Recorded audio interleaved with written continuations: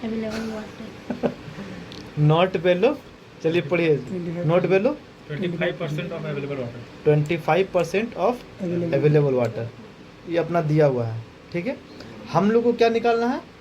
निकालना है frequency of irrigation. हाँ हाँ, फ्रीक्वेंसी भी पहले वही निकालेंगे। क्यों अभी निकालेंगे तो कुछ नहीं करना चाहिए। अरे ये तो DID निकाल रहे थे। Frequency of irrigation. DID अब आइए इधर आइए, सब देवले आइए आइए आइए, अरे छोड़िए, अब देखो आइए ना बचिए। आप कितना आप देखो अब हो गया, आइए इधर विनोद जी देखो ना, आइए फ्रीक्वेंसी ऑफ इरिगेशन का मेन पहले फार्मूला बोल देते हैं। D/C हाँ, DI/C, DI divided by C। Unit इसका सेंटीमीटर, mm, जो भी आप मान लीजिए लीजिए, सेंटीमीटर इज बेस्ट यूनिट। ठीक है, जो भी है सेंटीमीटर, लेकिन mm में यहाँ पे दिया हुआ है, लेकिन हम लोग ऐसा मान रहे हैं। DI क्या हो जाएगा? कितना सेंटीमीटर का पानी प्रोवाइड किए हैं, Provide डेप्थ किया है। कितना गहराई है, इतना डेप्थ का गहराई, इतना एरिया में दिए, तो एरिया का अगर वॉल्यूम पता करना है तो एरिया से मल्टीप्लाई करते हैं जमीन का एरिया, तो कितना टंकी पानी दिए वो पता चल जाता है।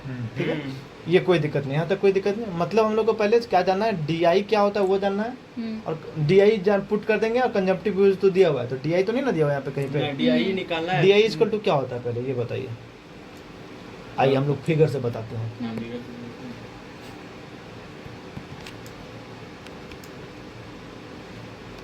कैपेसिटी वाटर माइनस आपका ऊपर लाओ। सबसे पहले कौन सा बोलते चलिएगा बस आप लोग, और इसको भी वाटर ऊपर वाला। ग्रेविटी,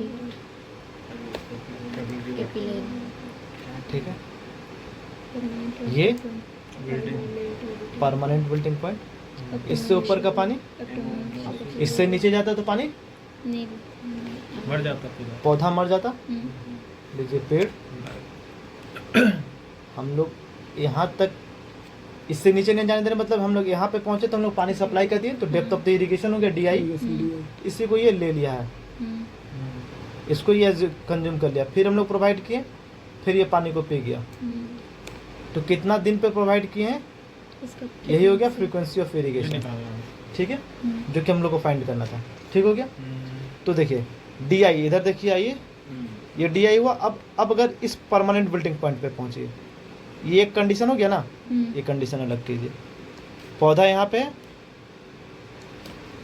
फिर हम लोग क्या किए, पानी जो है अगर यहाँ तक चला जाता, यहाँ तक तो अवेलेबल था ना, इतना अवेलेबल है, तो हम लोग इसको क्या बोले थे जरा हमको बताइए तो, ये क्या है, ये क्या है? फील्ड कैपेसिटी माइनस नीचे वाला पोर्शन माइनस कर दिया ना, परमानेंट बिल्टिंग पॉइंट, यही ना माइनस किए हैं। इससे ऊपर का पानी को तो ले रहा, लेकिन यहाँ तक ले रहा, लेकिन मर जा रहा वहाँ तक जाते जाते, तो ये तो अवेलेबल वाटर है ना एक्चुअली में, है ना। इसी अवेलेबल वाटर को हम लोग DA से भी तो दिखा सकते हैं, depth of the available water, बस अवेलेबल वाटर को डेप्थ के टर्म में बात कर दी है, तो समझ रहे ना। दिस इज दिया depth of the available water, नहीं दिया, डेप्थ ऑफ अवेलेबल वाटर तो कहाँ दिया है? 700 डी दिया हुआ है। डी रूट जोन डेप्थ, ये रूट का जोन कितना है, ठीक ना, तो ये हो गया DA। ठीक है, फिर ये पूरा पानी लेता, लेकिन मर गया होता पौधा यहाँ तक, फिर लेता, फिर ये, तो हमको कोई फायदा नहीं था इसका। ठीक है, अब आइए इसका मदद से हम लोग सबसे पहले DA, ये फॉर्मूला हम लोग को पता चल जाएगा। तो हम लोग को सबसे पहले क्या पता था, आपको सबसे पहला फॉर्मूला क्या पता था? सबसे पहले वहां से चलिए, उसके बाद आपको पता चलेगा कि क्या निकालना है। हम लोग को DI चाहिए था, सिंस चूंकि हम लोग को क्या पता था, फील्ड कैपेसिटी से फॉर्मूला लिखना शुरू कर दे, क्या पता चल जाएगा। सबसे पहले फील्ड कैपेसिटी क्या था बोलिए तो, सबसे बेसिक फॉर्मूला याद रखिए, ये पूछेगा क्वेश्चन, फील्ड कैपेसिटी का सबसे बेसिक फॉर्मूला, उस पर क्वेश्चन आ सकता है, ठीक ना, उससे कई क्वेश्चन बनता भी है। वेट ऑफ द वाटर, उसी मिट्टी का गहराई में पानी कितना है, उस पानी का हटाकर उसे मिट्टी का बात करें तो मिट्टी का वेट कितना है, weight of the water, weight of the soil. Weight of the water क्या चाहिए, unit weight of the water multiply with volume of the water. Unit weight, ये फॉर्मूला समझ रहे कि नहीं समझ रहे पहले बताइए, नहीं समझ रहे तो उसको एक्सप्लेन करेंगे। समझे आप, पिछले समझाए थे। हाँ समझ गए ना, नहीं समझे तो फिर से बोल दीजिएगा प्लीज। दोनों में आप नीचे ऊपर दोनों में अपना वॉल्यूम लगा, वाटर यहाँ पे सॉइल, इसका एरिया इनटू हाइट, H को हम लोग क्या लिख दिए थे, क्योंकि पानी का डेप्थ देख रहे हैं ना, DW, ठीक है। ये एरिया इनटू, ये भी हाइट है ना, ये क्या चीज का हाइट है, मिट्टी का हाइट है ना, तो DS लिखिए चाहे D लिखिए, इसको रूट जोन डेप्थ कर दिए। ठीक है, रूट मिट्टी में रूट था, तो आइए इसका मदद से हम लोग एक फॉर्मूला पहला क्या निकाल लिए थे, डी डब्ल्यू क्या आया था बताइए, एरिया कट गया था ना। ये कट गया। देखिए डी डब्ल्यू ये इधर है ना, तो ये तो ऊपर चला गया ना, तो मिट्टी वाला अब देखिए अब चला गया मिट्टी ऊपर, मिट्टी को ऊपर रखिए, मिट्टी का D depth root zone depth ऊपर चला गया, gamma W multiply with F C. अब चुपचाप क्या कीजिए, डी हो गया तो ऊपर में क्या बचा? इसी को लिए तो इन्हें तुरंत हो जाएगा। हाँ डी डब्ल्यू हो गया। Density of water. हाँ तो क्या चाहिए फॉर्मूला बोली, तो क्या चाहिए बोले थे हम लोग, मिट्टी ऊपर चला गया था, root zone depth D W multiply with F C field capacity. ये हम लोग समझ में आ गया। उसी तरह से अवेलेबल के लिए क्या था, अवेलेबल तो इधर का इतना पोर्शन घटाएंगे ना, इतना कितना है परमानेंट बिल्डिंग पॉइंट है ना, तो अवेलेबल हमको पता है, अवेलेबल वाटर यही है ना, फट फट अब याद होगा। देखिए formula gamma S into D divided by gamma W F C minus permanent building point. पता चल गया फॉर्मूला। इसका भी काम नहीं है अभी हम लोग को, काम किसका, डी आई का है ना, डी आई तक हम लोग चुपचाप पहले पहुंचते हैं। डी आई कहाँ पे गया, तो डी आई होने के लिए हम लोग इतना माइनस कर देंगे ना, तब तो हम लोग को ये पोर्शन डी आई है ना, यही था ना डी आई। देख रहे हैं फिगर से क्लियर हो रहा है। तो gamma S D by gamma W F C minus depth of irrigation, sorry M note होगा ना, हाँ एम नोट होगा ना, ठीक है। हमको यूज किसका है, इसका है, ये निकालना है ना हम लोग को। हम लोग को unit weight of the soil मतलब ये नहीं ना दिया हुआ है, डेंसिटी दिया हुआ है ना, क्या डेंसिटी, अच्छा ठीक है डेंसिटी दिया हुआ है। देखिए यहाँ पे क्या दिया हुआ है, डेंसिटी ऑफ द सॉइल दिया हुआ है, हम लोग गामा ऑफ द ये लिखा हुआ है, तो हम लोग डेंसिटी का टर्म डायरेक्टली पुट कर सकते हैं, तो गामा को कन्वर्ट करते हैं, या फिर दिया हुआ है। या तो लीजिए हम इसको कन्वर्ट कर देते हैं gamma of the unit weight में, मल्टीप्लाई विद जी कर देंगे, डेंसिटी है ना, मल्टीप्लाई विद ये कर देंगे, जी कर देंगे। किसको डेंसिटी ऑफ सॉइल दिया हुआ नहीं दिया हुआ आपका? रोजी होता है unit weight, gamma equal to रोजी होता है, रो हमको दिया हुआ है, गिवन है ना। जी क्या होता है, अप्रोक्सीमेटली 10 मीटर पर सेकंड स्क्वायर लिख देंगे इसको, तो 10 गुना हो जाएगा, 13,000 kg 13,000 न्यूटन पर मीटर क्यूब हो जाएगा। 13,000 को हम लोग क्या लिख सकते हैं, 13 किलो न्यूटन पर मीटर क्यूब लिखते हैं, तो हम लोग क्या लिख लें, 13 किलो न्यूटन पर मीटर क्यूब लिख सकते हैं, तो हो गया आपका अप्रोक्सीमेट। हाँ हो जाएगा, बट होता कम थोड़ा सा, लेकिन हम लोग 9.8 गुना करेंगे तब ना। हाँ 9.8 करते तो जाके ये होता, लेकिन हम 10 गुना लेके चल रहे हैं, कोई दिक्कत है, समझ रहे ना। हम लोग चुपचाप क्या किए, अब यहाँ पे अपने को ये दिया हुआ है, ये दिया हुआ है, unit weight of the water हम लोग जानते हैं कितना होता है, कितना होता है 9.8 किलो होता है ना, लेकिन हम 10 गुना लेके चल रहे तो हम इधर 10 लेंगे, 10 किलो न्यूटन पर मीटर क्यूब हो जाएगा, कोई दिक्कत नहीं ना। फील्ड कैपेसिटी, अरे इसको हम कहीं यूज कर रहे हैं, सॉरी ये ना यूज करना है, ये दिया हुआ, ये दिया हुआ, ये दिया हुआ है, ये फील्ड कैपेसिटी दिया हुआ था ना 25%, बच गया एम नोट के लिए क्या पढ़े थे बताइए, यहाँ से फिगर से बताइए, पढ़े क्या थे वो छोड़िए, फिगर बताइए।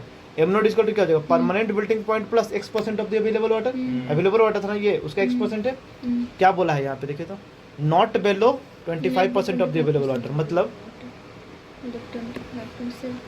मतलब क्या हुआ, एम नोट जो है परमानेंट बिल्डिंग पॉइंट प्लस 25% से नीचे नहीं गिनना चाहिए, अवेलेबल वाटर जितना उसका 25% से नीचे नहीं गिनना चाहिए, तो 25% ऑफ द अवेलेबल वाटर लेंगे, उससे नीचे तो नहीं गिनना चाहिए ना, तो प्लस 25% ऑफ अवेलेबल वाटर लेंगे, होगा ना।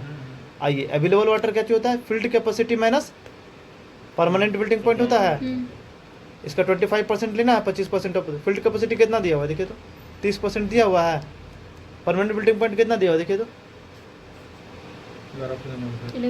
11% दिया हुआ है, कितना हो गया घटाएं तो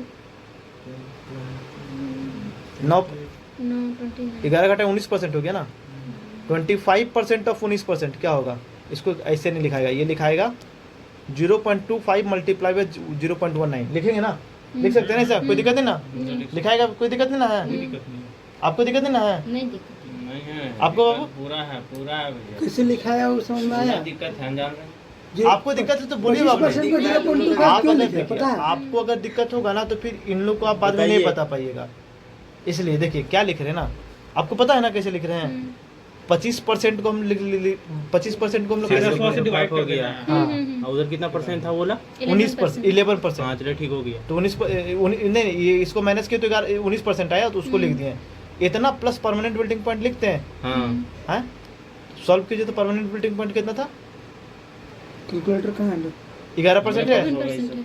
11% प्लस 25% ऑफ इतना, देखिए ना आप डाटा ही देखिए ना, हटाइए परमानेंट 25% ऑफ समथिंग लिखे हैं, 25 गुना 30 माइनस 11 है ना। जब इसको सॉल्व किया तो कितना आया 4.75% है, इधर सॉल्व किया तो 4.75%, अगर टोटल सॉल्व कर दिए तो कितना हो गया 15.7%। तो आपको दिख रहा है परमानेंट बिल्डिंग में, छोड़ दीजिए मत कीजिए अभी, रहने दीजिए, रखिए उसको छोड़ दीजिए बाबू, इधर आइए। परमानेंट बिल्डिंग पॉइंट कितना है दिया हुआ 11% है, तो आपको जाहिर सी बात है ना कि इतना एक्स्ट्रा होना चाहिए ना, ये कुछ ज़्यादा आता। तो अगर आप इसको सिर्फ सॉल्व किए तो आपको आया पता है कितना, वो आया 4.75%, ठीक ना, 4.5% आया, ये 4.5% ऑलरेडी आपको 11% दिया हुआ था, तो टोटल जोड़ करके कितना हो गया 4.5% प्लस 11%, मतलब कितना 14.75% है ना, हाँ 15.75 14 जो भी है वो 14 होगा। हाँ थोड़ा सा गलती भी लिख दिए होंगे हम, कोई नहीं, 14.75%। आपको ये पता चल गया, पता चल गया, वैल्यू पुट कर दीजिए आ जाएगा आंसर। यूनिट जो भी पुट कीजिएगा सेम पुट कीजिएगा। डी कितना में दिया हुआ था, रूट जोन देव देखिए तो mm में सब mm में दिया हुआ था, कितना है 12 mm है ना, 700 ठीक है। बाकी 700 mm दिया हुआ था। 700 mm है, ठीक है, आपका 12 mm। ये हो गया।